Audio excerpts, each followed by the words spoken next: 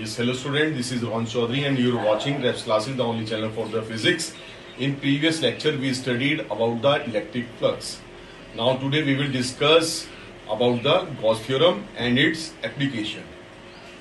Okay class, let's start. Before starting the application of the Gauss theorem, we learn about the linear charge density. It's mean एक infinite length का एक wire है जिसपे charge continuously charge distribution है. तो इस condition में we cannot count the charge हम कैसे काउंट करेंगे. तो यहाँ देखते हैं इसके फॉर्मूले से. Linear charge density lambda is given by charge पर यूनिट लेंथ वाइज डिस्ट्रीब्यूशन है. ठीक है, ये लीनियर चार्ज डिस्ट्रीब्यूशन है. तो अकॉर्डिंग इसकी एसआई यूनिट क्या होगी, charge coulomb length metre coulomb पर मीटर. ठीक है, लेकिन टोटल चार्ज हमें निकालने हैं इस केस में. तो टोटल चार्ज, तो यहाँ से Q ले लेंगे, इसको यहाँ ले जाएंगे. Q is equal to lambda L. बच्चों जहाँ पर भी क्वेश्चन में गिवन होगा तो लैम्डा हमें गिवन होगा और एल हमें गिवन होगा, यहाँ से हम निकाल लेंगे. ठीक है, एरिया चार्ज डिस्ट्रीब्यूशन, अगर कोई शीट है ऐसे करके इसका एरिया है, एरिया वाइज डिस्ट्रीब्यूशन हो चार्ज का, इतने सारे चार्ज हों कि वो जो काउंटेबल ही ना हो. तो area charge density sigma is equal to charge पर यूनिट एरिया. इसकी ऐसा यूनिट क्या होगी, कूलम मीटर स्क्वायर -2. और यहाँ पर टोटल चार्ज निकालने हैं इस केस में. तो टोटल चार्ज तो क्या आ जाएगा, इसको यहाँ ले जाएंगे. Q is equal to lambda sigma A, ये याद रखेंगे. वॉल्यूम चार्ज डेंसिटी में क्या आ जाएगा, ये आ जाएगा चार्ज पर यूनिट वॉल्यूम, ये आ जाएगा. और यहाँ से टोटल चार्ज कैसे निकलेंगे, ये और वॉल्यूम. ठीक है, हमें ये दो यूज़ करने हैं. ठीक है, गॉस थ्योरम में एप्लीकेशन में दो ये वाली चीज़ें हम यूज़ करेंगे. क्लियर है ना बच्चों. तो we will start Gauss theorem start करते हैं हम. ठीक, गॉस थ्योरम चलिए जी. गॉस थ्योरम ये फर्स्ट एप्लीकेशन है. इसमें हमें क्या करना है, expression for, this is the application for the Gauss theorem. तो फर्स्ट है एक्सप्रेशन फॉर इलेक्ट्रिक फील्ड निकालना है due to infinite long straight wire ये है बच्चों. हैविंग लीनियर चार्ज डेंसिटी, क्योंकि लेंथ वाइज है, linear charge density lambda coulomb per minus. ठीक है, ये हमारा डेरिवेशन है. तो हम इसको शुरू करेंगे बच्चों यहाँ से.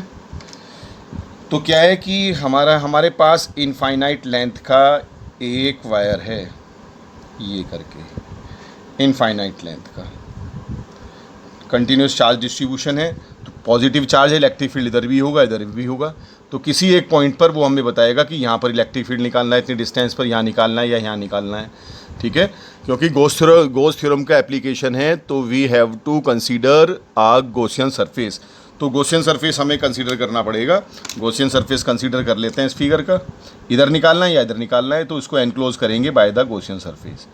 एक ऐसे सिलेंडर बना लेंगे, ये हमने चारों तरफ से गॉसियन सरफेस एनक्लोज कर लिया. ठीक है, मैंने कल भी बताया था, कोई भी अगर फिगर होगी, ये कैप है, अगर मुझे इसके कारण इलेक्ट्रिक फील्ड निकालना है तो इस चारों तरफ गॉसियन सरफेस बनाना पड़ेगा. ठीक है ना, क्योंकि वो electric field lines Gaussian surface में से ही पास होनी चाहिए, तभी गॉस का जो फार्मूला है तभी एप्लीकेबल है. क्लियर है. तो ये है रेडियस इसका r बच्चों. लेंथ मान लिया इसकी लेंथ है l. क्लियर है.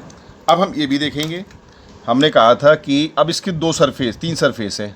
अपर सरफेस, एक सरफेस ये है S2 और ये लोअर सरफेस है. ठीक है, ये इसका कर्ड सरफेस है ये वाला, और ये अपर सरफेस है, ये लोअर सरफेस है.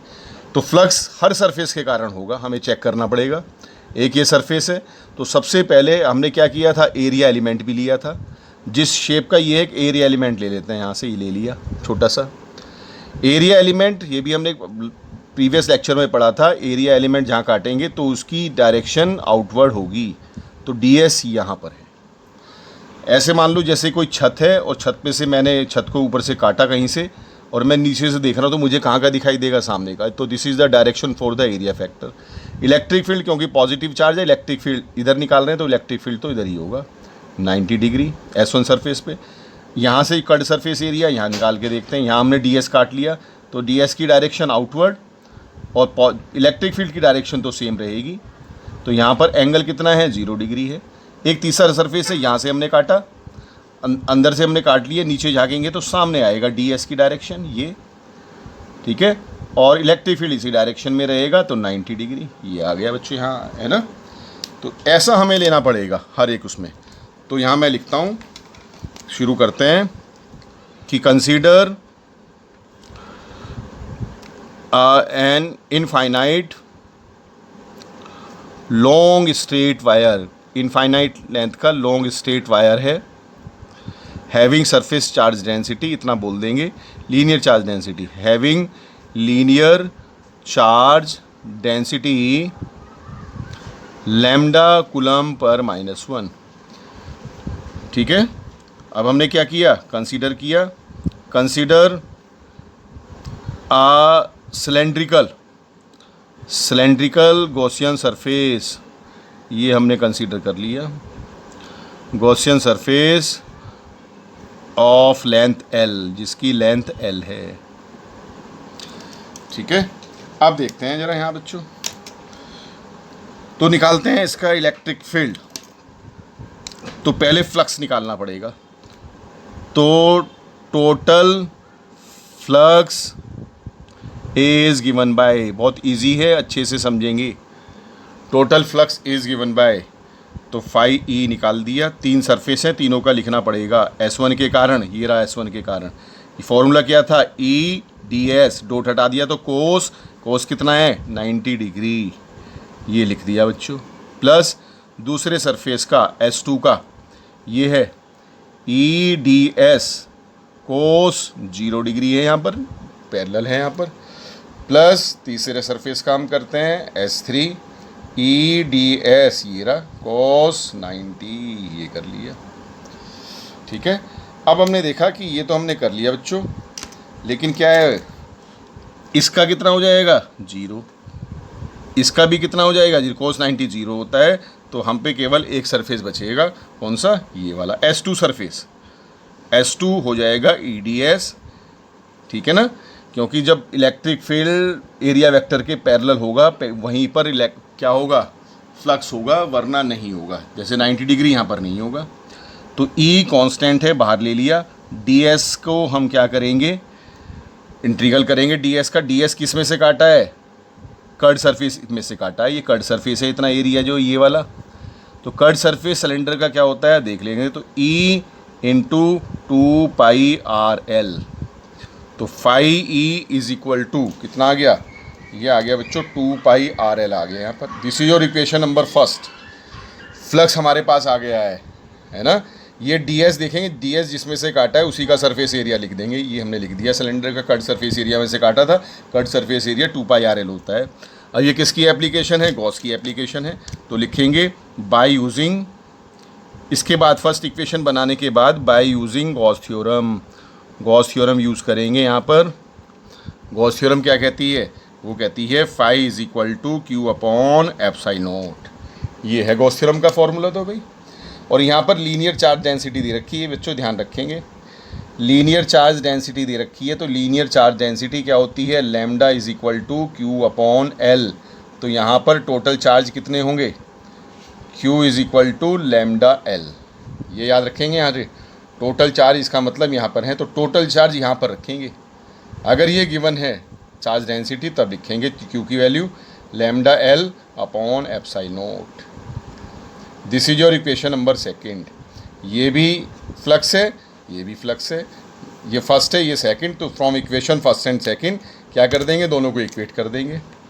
तो यहाँ मैं लिखूँगा from first and second we get, क्या हो जाएगा, E into 2πrl is equal to lambda L upon epsilon. L से L कैंसिल, ठीक है। तो we get E is equal to कितना बचेगा, लैम्डा और नीचे बचेगा 2 पाई एप्साइलन नॉट, और क्या रह गया बच्चों, आर और रह गया। ये फॉर्मूला है, ठीक है, ये फॉर्मूला है इसका, किसका, इलेक्ट्रिक फील्ड का। इनफाइनाइट लॉन्ग स्ट्रेट वायर के देखो लेंथ पे डिपेंड नहीं करता, तो इनफाइनाइट लेंथ लेने से कोई भी नुकसान होने वाला नहीं है। लेंथ कैंसिल हो गई, लेंथ पे डिपेंड नहीं करता है। चार्ज डिस्ट्रीब्यूशन लैम्डा पे डिपेंड करता है। लीनियर चार्ज डेंसिटी, जितने ज़्यादा चार्ज होंगे उतना ही ज़्यादा इलेक्ट्रिक फील्ड होगा। रेडियस आर के इन्वर्सली प्रोपोर्शनल है, जितना ज़्यादा दूर निकालेंगे वायर से इलेक्ट्रिक फील्ड उतना ही वीक आएगा, उतना ही कम आएगा, ठीक है, इन्वर्सली प्रोपोर्शनल है, तो उसको ध्यान रखना है। ये हमारा फर्स्ट एप्लीकेशन था, अब हम करने जा रहे हैं सेकंड एप्लीकेशन, ठीक है।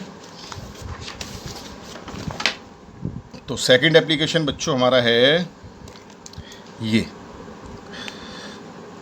सेकंड है लीनियर वो एक्सप्रेशन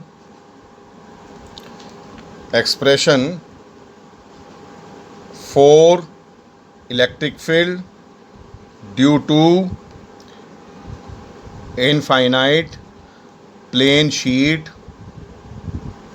हैविंग, भाई शीट है तो सरफेस एरिया होगा, हैविंग सरफेस चार्ज